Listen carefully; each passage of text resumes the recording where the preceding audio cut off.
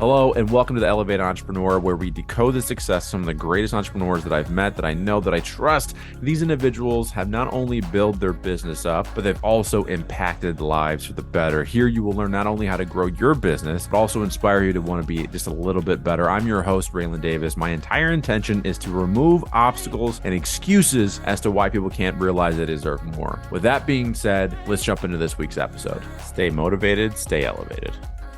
I'm excited to introduce Kimberly, a certified expert in neuro-linguistic programming. There's a reason why people say NLP instead of that whole thing, and behavioral change over the last, with over 796 hours of training and 5 expert certifications.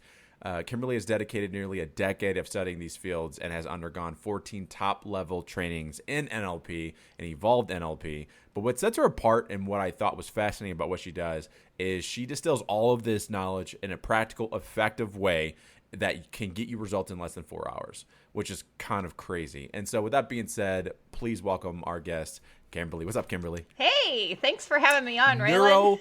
Neurolinguistic programming. God. It is a mouthful, isn't it? Yeah. So, well, first of all, what's funny is I got into learning about NLP, never did a certification or anything like that, but I got obsessed because I bought one of the beginner books of it. It's like this purple, huge book years ago. And then you find out about the folklore of like Tony Robbins when he first started in NLP and wanted to help people, and that's always fun. But I'm curious for you, what got you into NLP and wanting to learn more about it? Sure. So, of course, it started with a journey to fix myself. I say fix. None of us are broken, but that's where it started. I was struggling as an entrepreneur off and on for years. I had the bug to do it, and my parents were entrepreneurs, but I always would get to a certain level and just be stuck. Procrastination, inconsistency, couldn't figure out what it was. I did all the books, I went to seminars, downloaded this thing, that thing, thinking this will work, this will help, but I really couldn't get to it. And it wasn't until I found NLP, and actually the specific type of NLP, because there's all kinds of people that teach NLP. Yeah. There's different certifications, different strategies that they teach, and it wasn't until I ran across what I do now that it actually worked. That was the first thing I ran across. I'm like, oh wow, this actually works, and I don't have to keep trying to do a behavior. It just happens. Yeah, so let's back up a minute and maybe explain to people that don't know what NLP is, what exactly, or just kind of like a brief definition of kind of what you do with NLP. Yeah. So NLP, neuro-linguistic programming, it's a study of language both within ourselves and from others that we've been programmed to do. So we're programmed constantly from the day we're born. We're programmed to do things. And we continue to program ourselves by the people that we're around, by our own language, by the way we grew up. And it affects our results. And it's not until we learn that and we are more intentional about it that we can really shift things. What I love about NLP and why I got really big into it is because I had a friend of mine, because you started off with saying something that we talk a lot about, which is no one's broken. And like we have this it's called the Elevated Coach Academy, but it's a mastermind of coaches, and we have 5 laws. One of the laws is you are the source. And the reason for that being is because, a lot of people unfortunately join coaching programs because they think they're broken, that I need to be fixed, right? This is why self-help is so popular and so, effective, right? It's because we go into it going, fix me, but you're not broken. It's just you got to, transform, I guess, into your higher self or your future self or whatever. And what I loved about NLP is I started to think about language differently.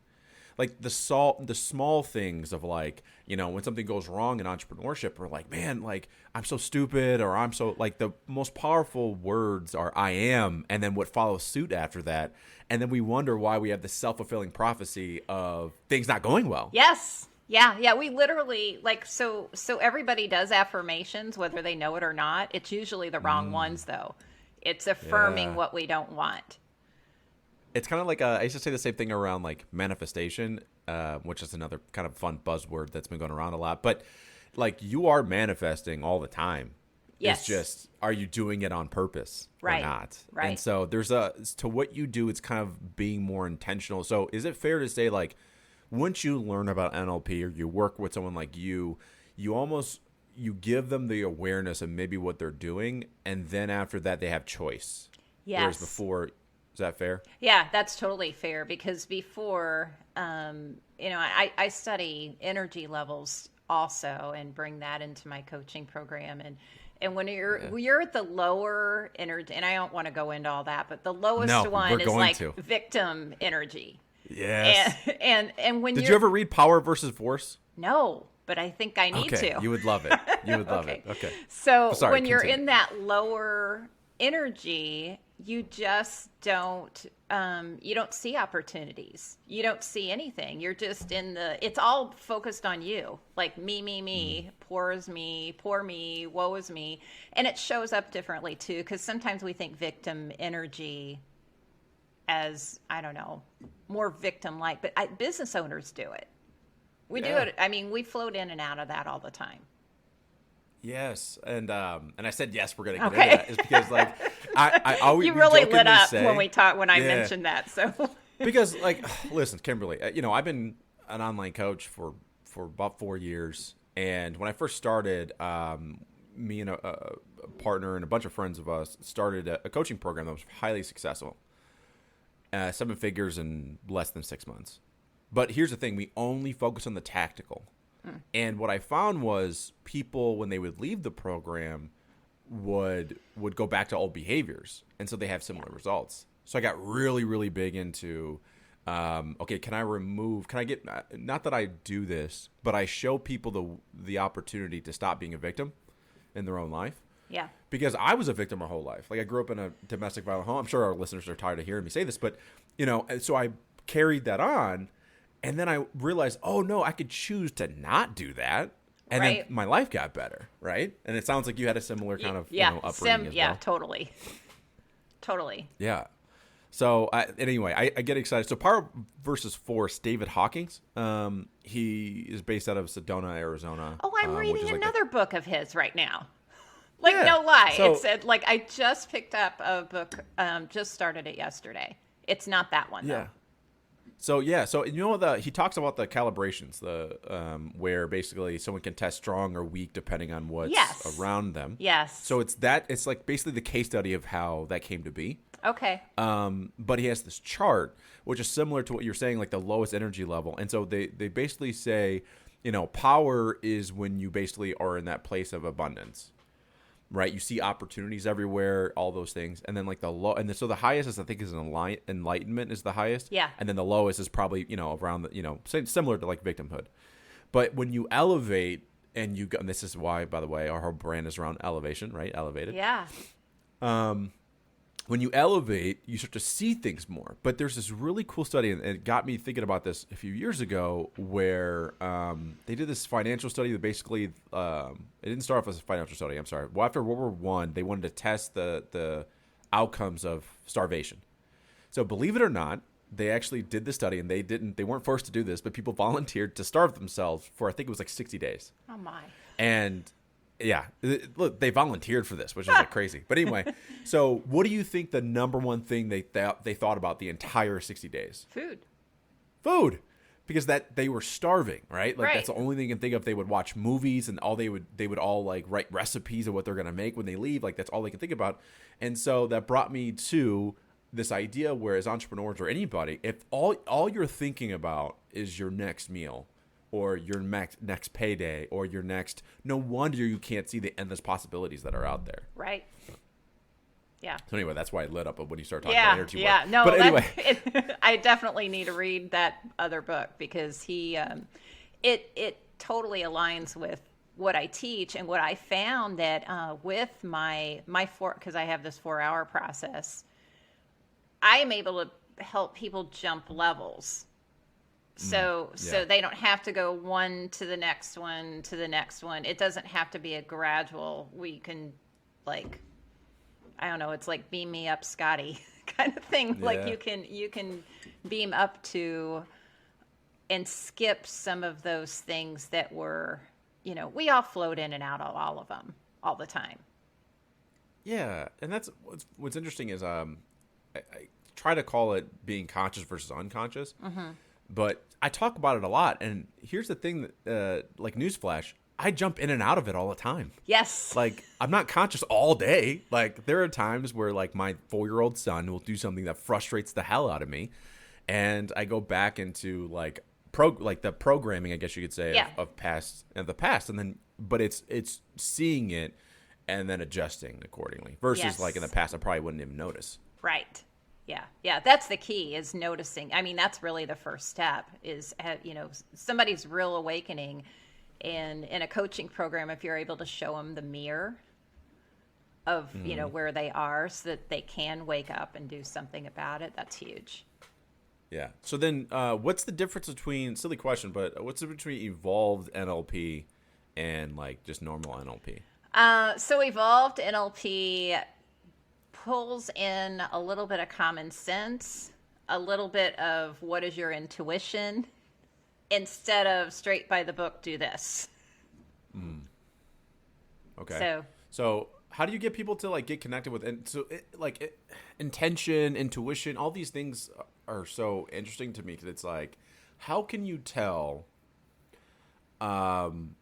your intuition versus your willingness or wanting to keep yourself comfortable, right? Because I've heard people use it as an excuse to stay too comfortable. Like, for example, like, okay, as an entrepreneur, we know we need to generate opportunities to get more clients. Right. And sometimes that means you have to talk to people. I know people listening, that sounds really scary, but sometimes you have to reach out and go, hey, I think I can help you. And they'll go, well, my intuition or my gut saying this isn't how, I shouldn't do that. And you're like, what? Yeah. So how can you tell the difference, I think that if they really ask themselves and slow down a bit, that they would know that that's not intuition, that's fear. I really, I think that a lot of people don't slow down, and they look at the surface level problem. They don't get to the deeper problem behind it. I would ask more questions of them. Well, what's behind that? Or, because that's definitely not intuition. It honestly, actually, it could be. It could be. Maybe that's not the right strategy for them. Yeah. I mean, which is fair. Yeah. I mean, it could be that it's not the right thing for them, because some things work for some people and some things don't. Yeah, and totally agree. And which is why, like, I'm really big on like testing, right? Like, not everyone is able to take 100 no's to the face before they get a yes. Right. Whereas like some people are kind of like more, I don't know the word for it. They're just able to put up with it, I'll say. Yeah. Whereas other people need, but you won't know unless you try. And that's always been my biggest thing, is like, just try it for 30 days. And then we'll take that data and we'll kind of go from there. But I do want to get back to your beginnings. So what were you doing before you were doing this, like as a coach? Like, tell me about the journey becoming a coach. Yeah. So I started out as a health coach. I don't know if I shared that with you before or not, but I did start out as a health coach. I had a lot of autoimmune myself. My kids did too. I have a child on the autism spectrum, older child now. She's an adult now, but at the time, we did some diet stuff, which also affects your mindset, and it totally transformed everything. And I ended up having a doctor say, "Hey, can you help my other patients?" That's literally how I started coaching. So before that, I was in the corporate world. So I was in the mortgage business, which I'm really glad not to be in that business right now. It's a little crazy, yeah. Yeah. What were you doing in the mortgage business? I was a branch manager for, this is dating me a little bit, Countrywide Home Loans. Okay. Yeah, they're gone now, but this was all before 2008, way, way, way before. And I had. So what skills did you pick up there that helped you become a coach? Well, because I was managing people, there were some things that I learned not to do there.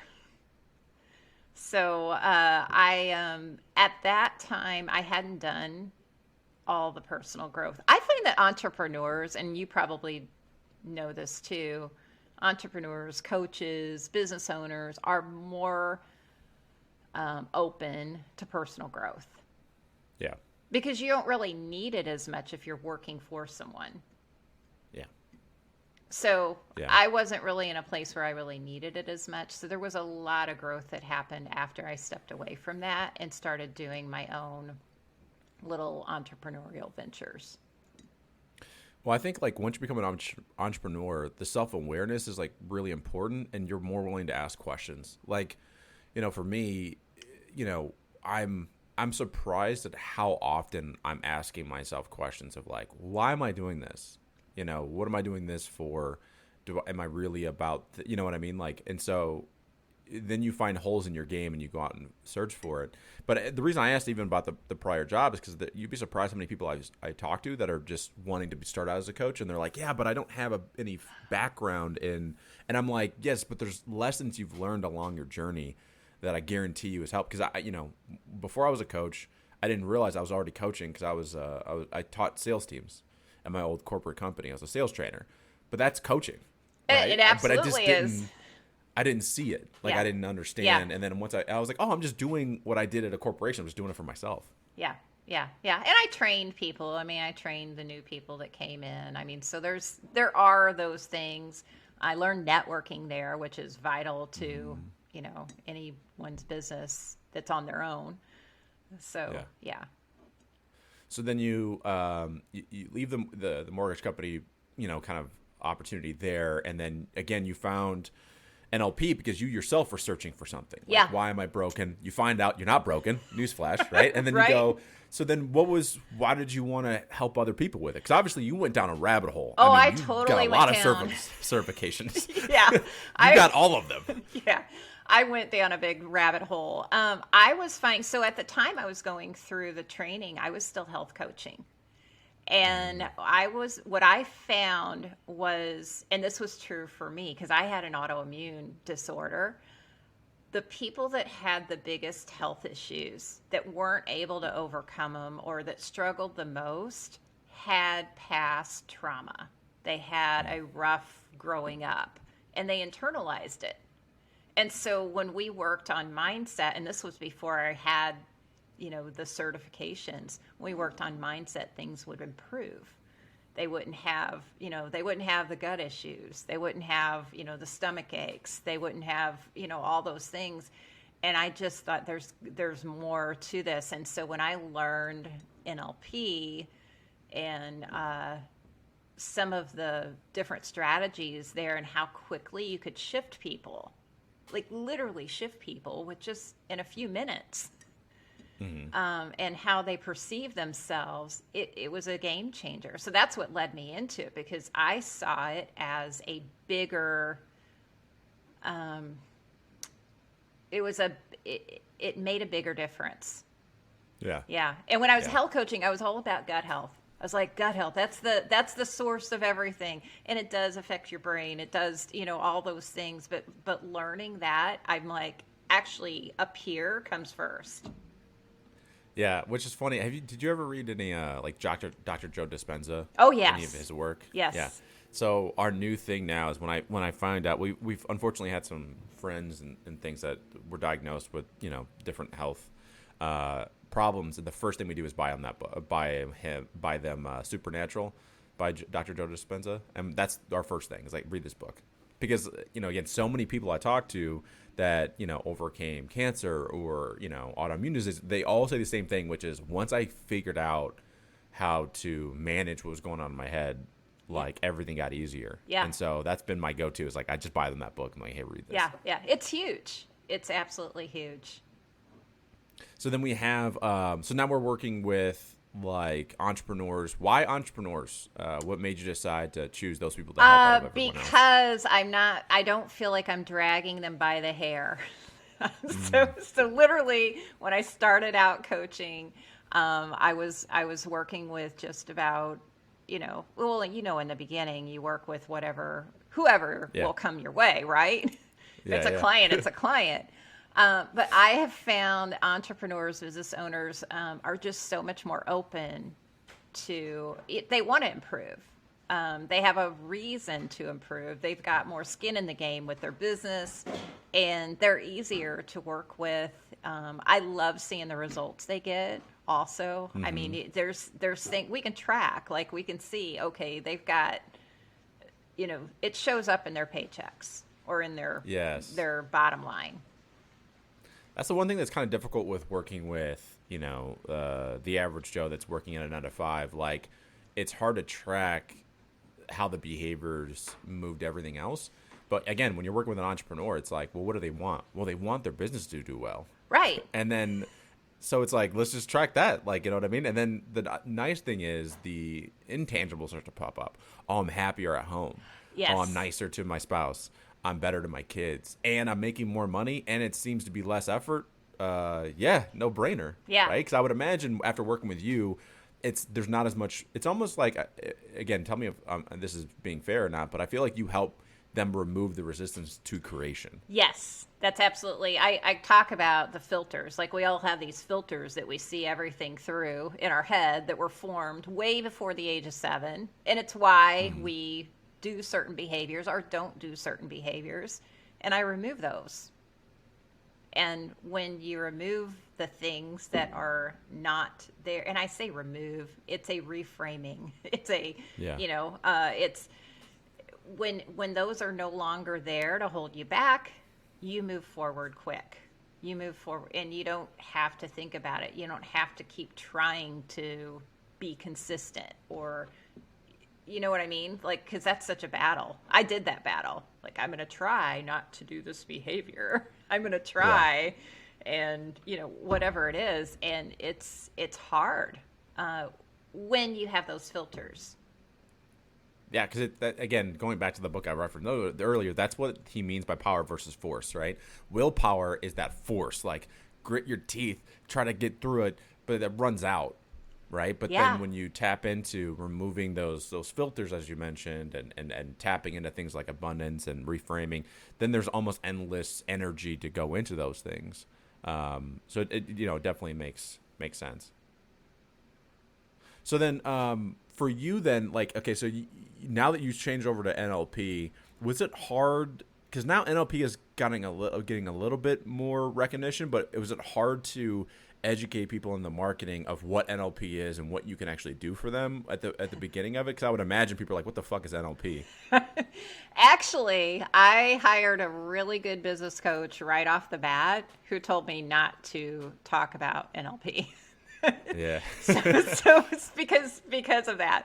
So we had, it was a marketing person, and it was nowhere in my marketing in the beginning. It was more about, if you're stuck, I can get you unstuck. And I still stick to that today. It's in my credentials, far as, but that's why I spell it out, Neurolinguistic Programming, because still a lot of people don't know what that is. Yeah, it's getting, again, more popular today, but still, like, I was looking at your website and I was like, oh, this is beautiful because you balance the emotional really well with the how in a really good way, which, I do this podcast with mostly coaches and consultants, so and I own a marketing agency, so I always look at people's landing pages. I'm like, so I just can't help it. But I was looking at yours, I'm like, oh, this makes sense, right? Thank you. Yeah, no problem. Yeah.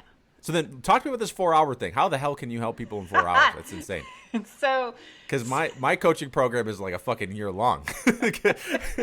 So to be clear, I do have people that will work with me longer. So, but that 4-hour process is like an integral step in getting them to take action quicker. We're not fighting anymore. What I do in the 4-hour is, I'll go through the steps. I mean, the very first thing we do is we identify what thing, and I will ask them, what thing, if you removed this one thing, which one thing would affect everything else? The domino effect. Yeah, the domino effect. So we really work on the very first step, just getting to that very core problem and what that is.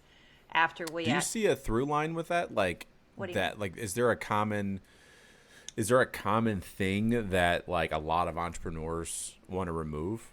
It depends. It depends on what their initial problem is. So a lot of times people will come and they'll say, "Oh, I want to scale, but I think I have a fear of success." And then what it ends up when we kind of drill that down a little bit, it will turn out that it's something completely different. That they actually have a deeper, much deeper problem, and it's something related to something that happened years and years and years ago that wasn't even on their radar. Yeah, because I would imagine like part of that too would be like, for me, if that would probably be like the fear of like letting go is like Yes. was something that I had to like figure out when I had Yeah. a team. Like Yes. when I went from solo to team, I was like, I can't let this go. Like everything will go wrong if I let this go. Yes, and that exact scenario is not every time, but a lot of times it's a trust problem. And yeah. So, and it's like, do I trust myself? Do I trust other people? There's, all those other things you have to work through. And it's like sometimes I have people that are like overwhelmed, and it's like their schedule is crazy busy, and it turns out they're people pleasers. Yeah. And then the people pleasing goes back to, I mean, that can be all kinds of things, but there's, self-worth issues. There's, maybe not having a voice, or maybe you didn't have a voice at one time, or, you were told not to say something, and it just keeps showing up subconsciously. And you end up saying yes to way too many things. Mm-hmm. And your schedule's overwhelmed, and you can't seem to stop doing it without guilt. You'll do it, but then you have a ton of guilt, which also muddles up your brain. Yeah, and then you end up going like you could even try for a few weeks maybe, but then we go back to I'm gonna go back to people pleasing. Yeah, because at least it's the hell that I know for now. Right. Yeah, it's kind of a vicious cycle. Yeah. So then once we identify what's the next step? Then we get to the what caused it. Where did it first occur? What caused it? That's a little bit trickier. Some people know. So some people know, I know exactly where that trust issue came from. Mm-hmm. And some people don't. So in my process, we try to go back to before the age of 7, because that's when those filters were formed. So and I have ways to guide them through it. I've never had somebody not come up with something. Yeah. Yeah. And then we reframe it. So next step in it is it's just a very magical reframing of the whole thing. So they can take what they learned from it and move forward. And so from there, we're reframing the story that we tell ourselves about the circumstance, basically, right? yes. And then, because again, it's probably like, once you identify how it could work, because here's the thing, like it still serves them probably to think in even those negative ways. It's just not serving them in the way in which they want at that point. Absolutely. Right? Yeah, absolutely. Yeah. And even that's another, piece of it too, that I have to identify is how has it been serving them? Because sometimes it's called secondary gain. We want to hang on to it. Yeah. Yeah. And I mean, again, that's why I talk about like the comfortability side of it. Right? Because it's like, yes, just so you know, like you can, if you want to, still choose this, but you probably can't have the dream outcome you want, though. Right. Like, Yeah. It's going to be harder. Yeah. So, I mean, if you want, you can hold on to it, but like, I don't know. I always jokingly say that, like, I think my goal is separate than yours in that you help them not only walk through the door, you help them choose and stick to it. But I always jokingly say, like, my goal is just to get you to see the choices, right? I'm showing you the door, and then it's up to you to walk through it. Because what I would do, because I'm not trained like you are in the arts of NLP and all the other things, but I can at least get people to see that they're making a decision, right, versus a choice. And then so after we reframe the story, what happens that next? I'm going to imagine it'd be like sticking to it. Yeah. So the next part is, I call it uploading a new program, but I have a way of helping them actively visualize what it is that they want to do so that they get into action really fast. So if you think of the first part of this, which is like 2/3 of it, that part is removing the virus. So if you think about a laptop or a computer, it's removing the virus that was slowing it down. Because, if you have a virus on your computer, it doesn't move very quick. It lags, it slows. And then the last piece is, after you've removed all that, then you get to upload a new program. And then they get to see things from a different light, and they're taking actions quicker, easier, and moving into the direction that they want to go to. And usually it's immediate. It's not like, oh, well, it's immediate. Yeah. And then also probably, hey, stop going to those websites that are giving you viruses would probably help. Yes. So that's in the follow-up piece. That's in the follow-up part of it, because sometimes people really do just need, especially, like you and I, sounds like we grew up similarly. You have to reprogram what your words are, and what things you're putting in, and all that. So that's in the follow-up pieces.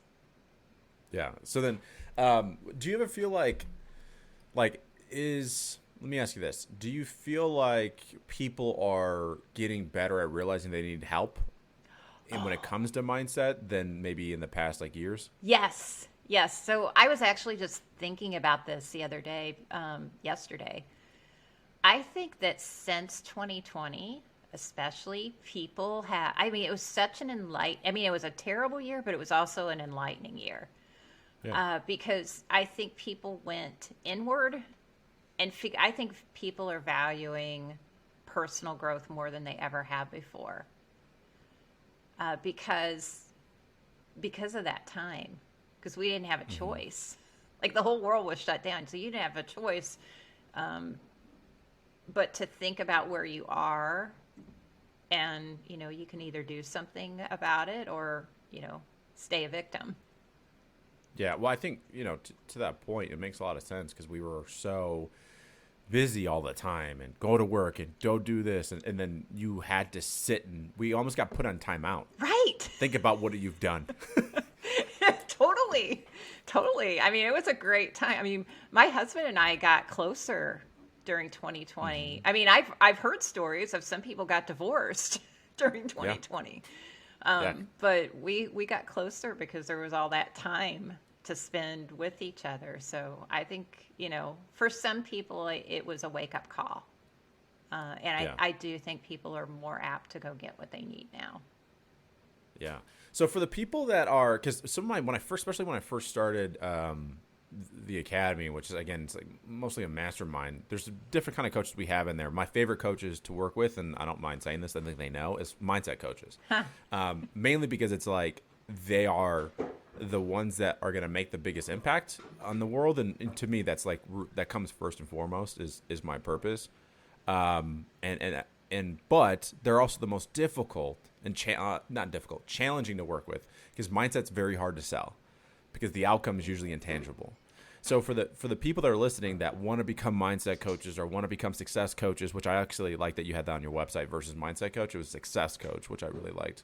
What advice would you give to them about growing their business? What would you, what advice could you kind of muster up for those kind of people? I would say, make sure you're grabbing testimonials from every client you get. That's huge. And I do go back, and I will ask, if you're, especially because I'm working with business owners and entrepreneurs, okay, what have your sales been over the last 90 days? What changes have you noticed? Because with me, some people only work with me and do that 4 hours. Some people go on and stay with me for a while. So some of it I know about, but some I don't. And like quick story. I had a guy that I worked with in the very beginning when I was starting, and he did one session, and in a year, he ended up creating another business that went to it went to 7 figures in a year. And it was because of the work that we did.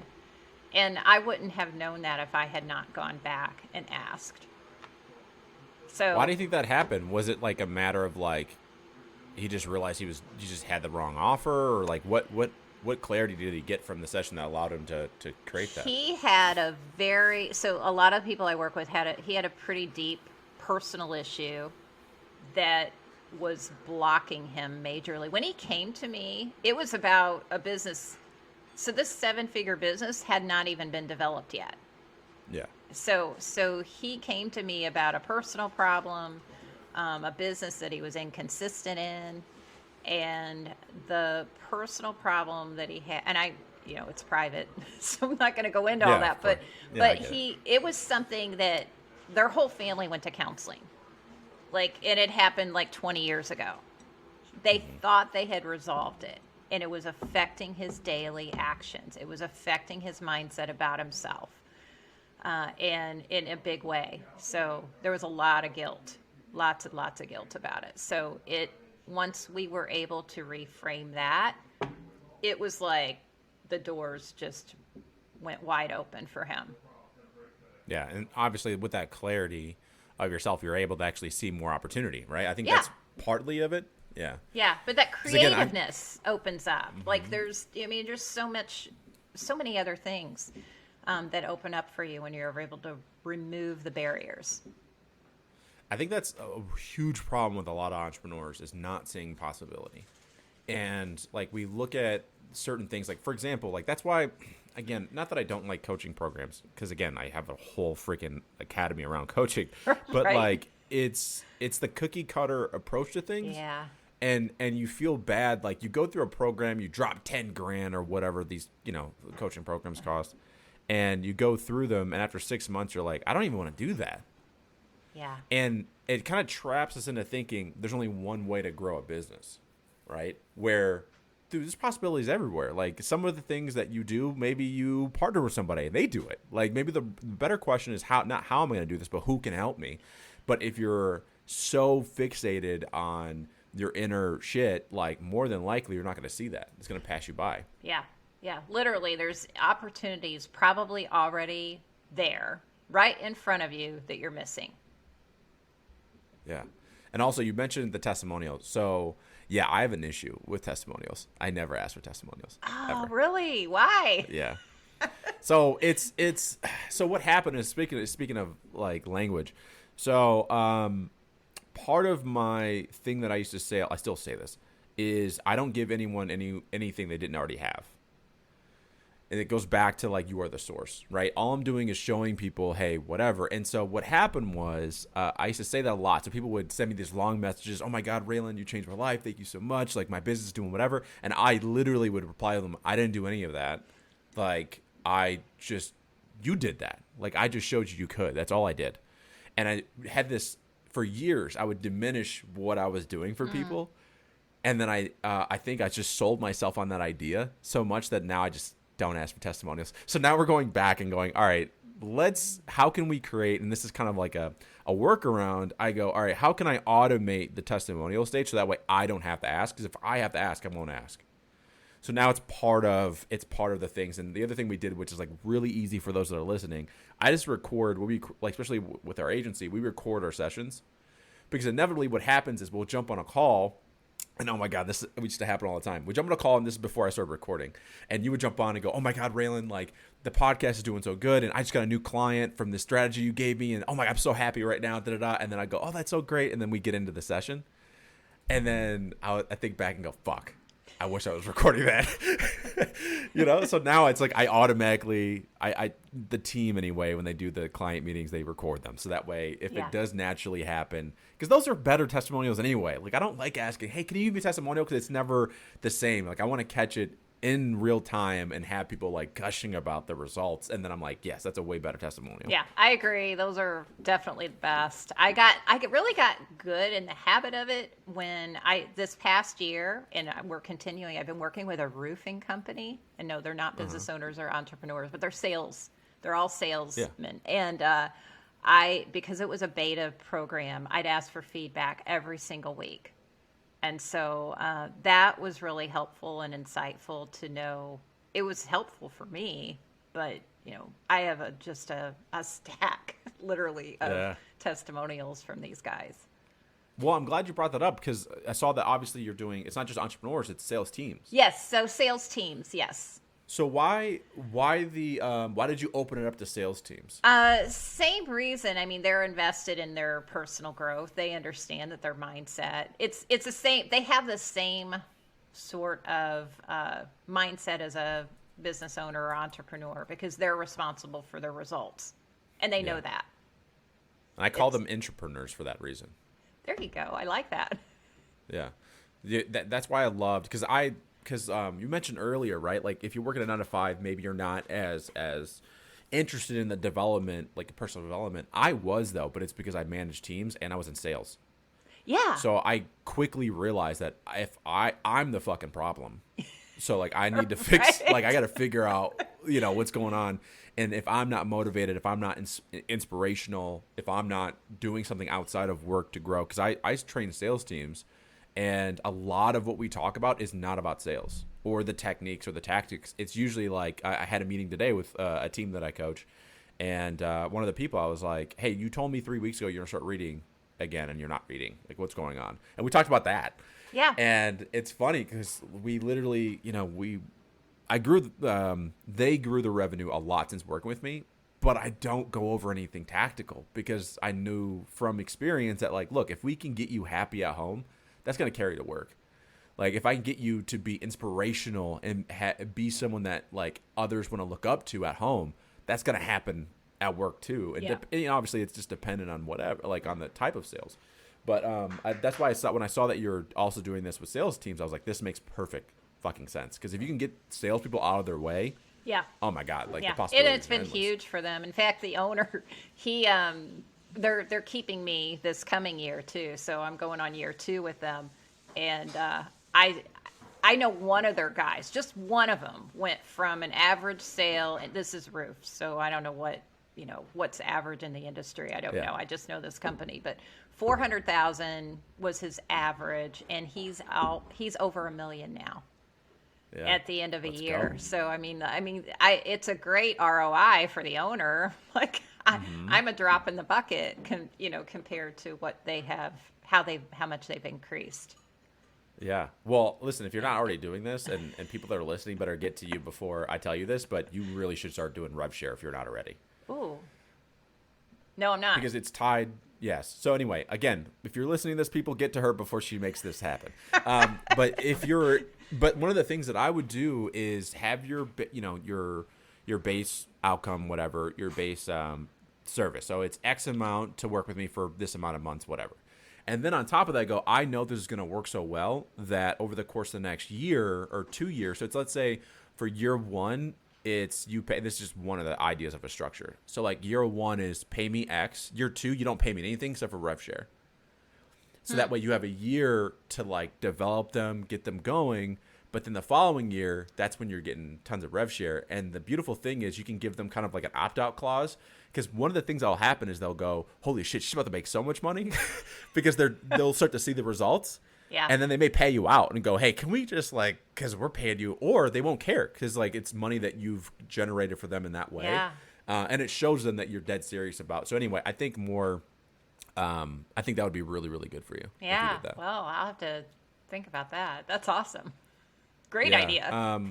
Same thing too is true for same thing can go for like business owners and entrepreneurs. But again, with sales teams, you'd be surprised. I got interested in this because I had a friend who got me into coaching and consulting was a guy who actually came into my company as a consultant.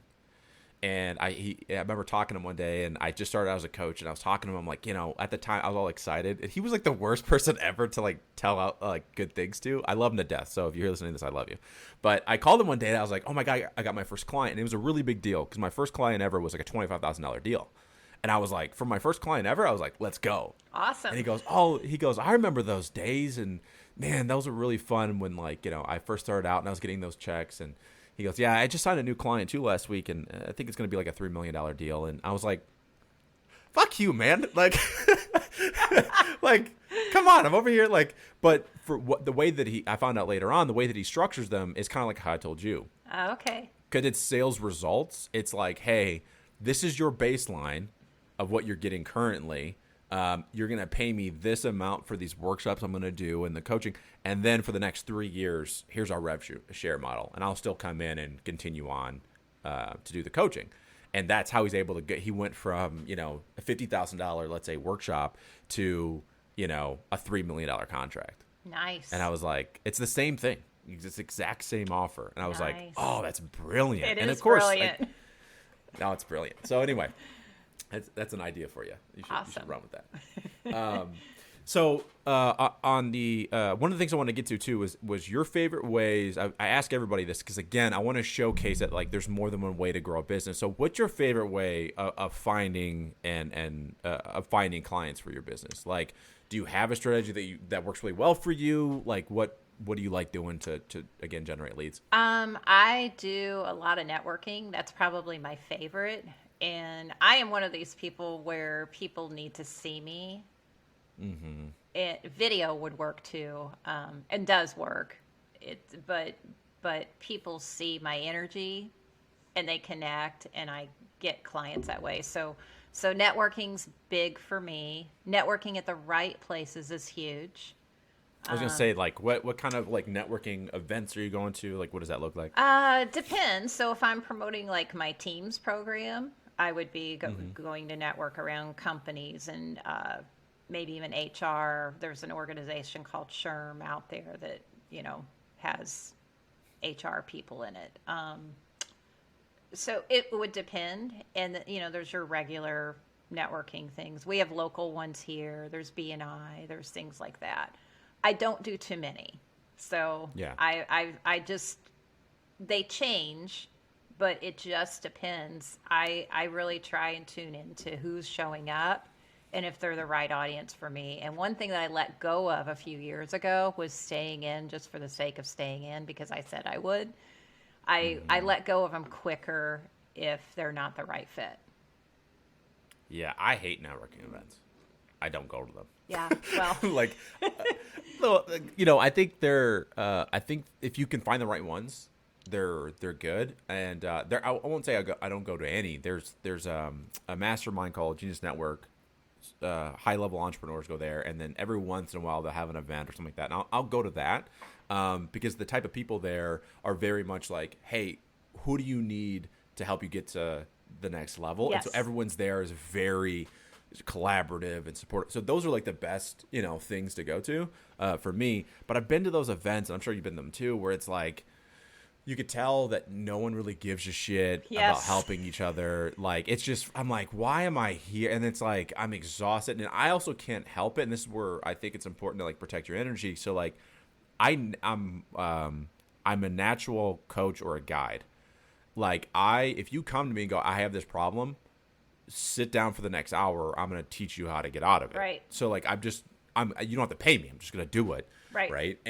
But at those events, it tends to get taken advantage of. And then what I found was, well, why am I giving people all this information to help themselves when they have no skin in the game and I know they're not going to do it? Like, you know how many times I've like given people ideas that like are like 7-figure ideas, and then I talk to them a year later and they're still stuck, and I'm like, why the fuck did you not use the idea I gave you? So anyway, for me, it's like but I think it's important to find the right ones. Yeah, it is. And it's not my only. I limit how much I go to it. I really want to build more online. I'm recognizing, though, that for me to do that, it's got to be video. I'm new on TikTok. Yes. Like, I literally just downloaded TikTok like a couple months ago. And I already have a client from TikTok. So I'm like, that's pretty cool. It works. Yeah. I'll tell you about I'll probably tell you, go in more detail offline, like right after this with you about it. But what I would love for you to do, so I know that you're on YouTube and you have your podcast. Plug your podcast real quick. What is it called? Mind for Success. Okay. So you're doing the video on there, which is good. And then basically we just chop up the video from your podcast and just put them on everywhere else. Yeah. There's more to it. I'll talk to you about it offline. Yeah. But, I'm probably already doing that. So yeah. I've been pulling old Good. videos and using those on TikTok and everywhere. Good. And then, do you have a team doing that, or are you doing it all yourself? I have a little team with video. I mean, I don't do my own podcast. I've got a podcast person that does that. I've got a person that'll chop videos. I fine tune them though, because there's stuff that I want to add to it that I haven't been able to yet relate. Yeah. No, I'm still playing around with it, to be honest. I mean, TikTok's fairly new, so I'm still playing around with what works. Well, just best. short form in general is difficult if you're more long form. So Yes. like I'm a long form guy. Like that's why I like doing the podcast and YouTube trainings that I do, because some things take longer than 60 seconds to convey. And you know, that's why for all of our agency clients, I'm pushing them more towards, let's create a show for you. Let's get more long form, and then we can chop it up for everything else. And right. I'm not saying that like short form is bad. It's just one of those things where it's like, again, if you're a complex individual, you know, we're not going to condense you to 60 seconds, nor do my clients even like to be, right? Like we have like an energy healer, like it's one of our clients. And it's like, yeah. I can't get her to 60 seconds is too, there's way more involved. Right. Right. You know?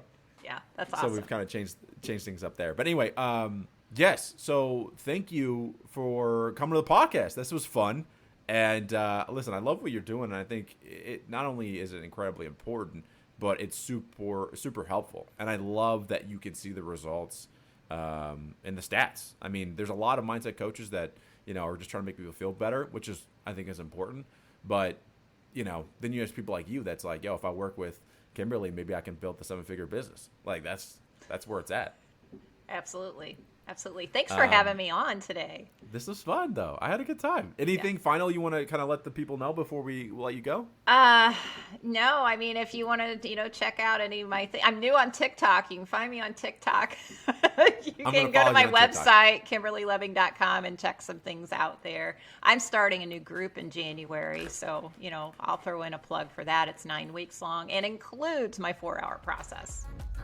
Thank you for listening to The Elevated Entrepreneur. If you want to check out more about the guest, look at the description below. And as always, if you're a beginner coach or even someone that's seasoned and you're looking to join a community of like-minded individuals, learn about branding, lead generation, sales, you name it, think about applying to the Elevated Coaches Academy. You can learn more about that in the description below. I look forward to having you in the next episode. We'll talk to you soon. Stay motivated, stay elevated.